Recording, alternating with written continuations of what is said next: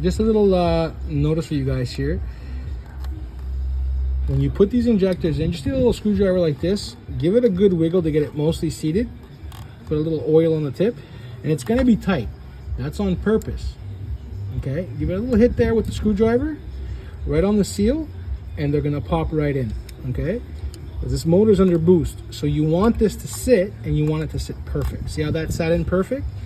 So that's in perfect, and if you could see here, your injector seat nicely, and you're even here on top. Show here, kiddo. See how it shows here? So they're going to be difficult to put in. Show here.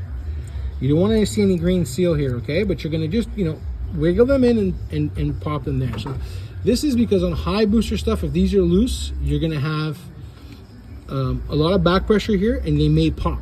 So they're a little bit tight, but just by putting a little screwdriver there on there and just popping that little end in, it'll go in no problem. So see that? And then I sit nice and tight. See that? Thank you. Here you go, guys. This is a finished mock-up. It's an actual finished blower.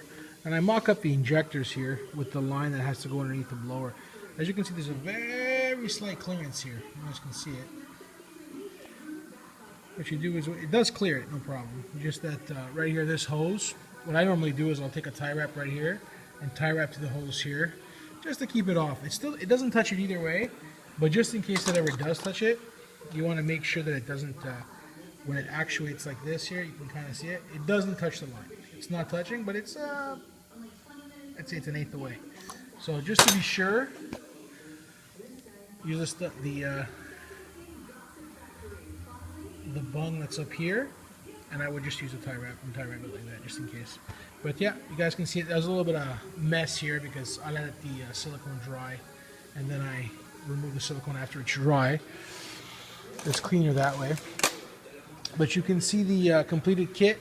It's assembled. I do my best to match the paint with the Whipple. Really nice. Everything clears beautifully on this kit. A lot of guys have been asking me about this right here. Plenty of room at the elbow right here. I don't know if you guys can see that, but plenty of room right here. You guys can see that. Plenty of room. No issues. Clearing the line. So yeah. Again, sorry about the silicone. I left the silicone on. I let it dry, then I cut it with a razor blade and make it nice and clean. But that's a completed kit. Like I said, I double check and test everything to make sure everything fits right. So when you get it, there's no issue as far as fitment is concerned. You know it's going to work. I know it's going to work. Aftermarket fuel rails, plenty of room. You guys can see it. There's plenty of room for aftermarket fuel rails if you decide to put one of those aftermarket kits for injectors, bigger rails, no problem. They fit no problem. And most of the time you'll feed them from the rear, so there's plenty of room to feed them. If you ever want to feed them, and you won't have this line here. This line here is what we supply with the kit, with the clamps right here. Sorry about the ashtray. And yeah, man, that's what it looks like. I'm gonna clean it up, take all this, all the mock-up stuff off, the mock-up injectors, take them all off.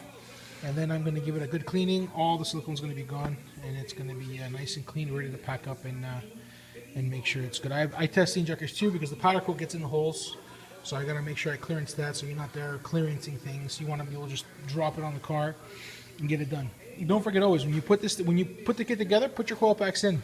You'll have a hard time reaching the one on that side there.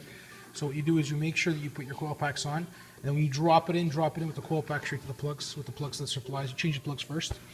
And yeah, man, so that's a completed kit. Came out really sweet, really nice in the black. I don't know if you guys can see that. Really nice black powder coat, clear coat powder coat. And again, this is 80 mil, more than enough for a 2-valve. So if you want to put a bigger throttle body, you're more than welcome to put one on. And yeah, that's it, man. Guys, these are going quick. Let me know. Call me up. You want a kit? Put one together for you. I put them together like a final watch. Everything is put together precisely. I take my time. It takes me a couple hours to put them together. But everything is clearanced and done right to make sure everything fits perfect. And yeah, man. So that's it. Let me know. If you guys need a kit, give me a call.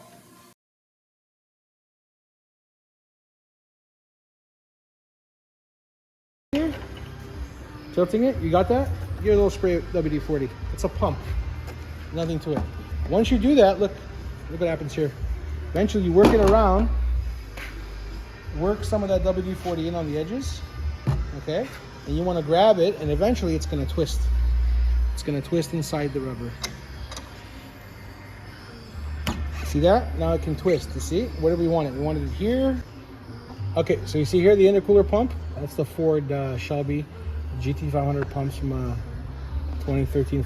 So this is going to sit here like this. Okay, so it's going to sit here. You're going to put a washer on the inside, and we're going to make it actually work here. Or you can actually cut holes, put grommets like I'm going to do. Okay, but the simple way to do it is to put a washer on the inside.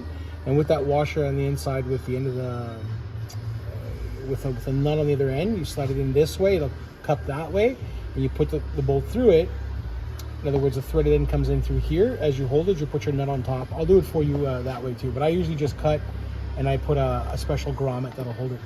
Now, the reason I'm showing you this, instead of this is pointing straight up, you want this pointing this way, okay? Actually, you can do it like this. You can do it here. You can do it anywhere you want. Anyways, the point is to have access to this, which you'll have access to, okay?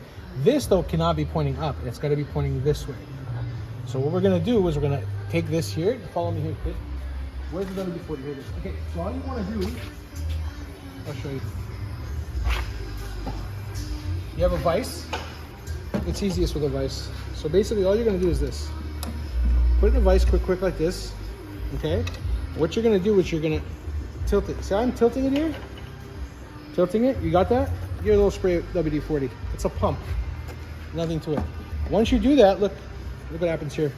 Eventually you work it around, work some of that WD-40 in on the edges, okay? And you want to grab it, and eventually it's going to twist. It's going to twist inside the rubber. See that? Now it can twist, you see? Where do we want it? We wanted it here. We can put it anywhere we want. So now when it's against the wall now, we wanted it was mounted that way, so we wanted it this way a little, all right? So now, when it's on there, it's going to point that way. So you're going to have the feed come from the reservoir here, and that's going to pump out to the heat exchanger. And now with a little bit of WD-40, you can do what you want to do. Give it a little wipe, and it'll position, it'll dry. And then once it's dry, it's going to do it's going to stick. Okay, that's good. Okay, so you're going to see here, all the guys call me on this here, this L bracket. How does it go? What does it go? How does it go on? Okay, look.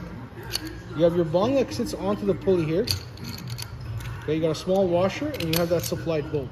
Okay, the alternator is going to sit in between like this. You see it? This goes and sits here. As you can see, I clearanced it, and it's not going through, but anyways, you can do it two ways. In this case, I didn't clearance it all the way. So these go like this. And what you want is this to go through here. As you see, I clearanced it a bit with a drill bit. Okay? This goes in through here, it sits here, and then this sits onto here.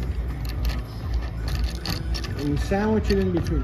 I like to not clearance it all the way, so it gives me an easier time when it's on the car.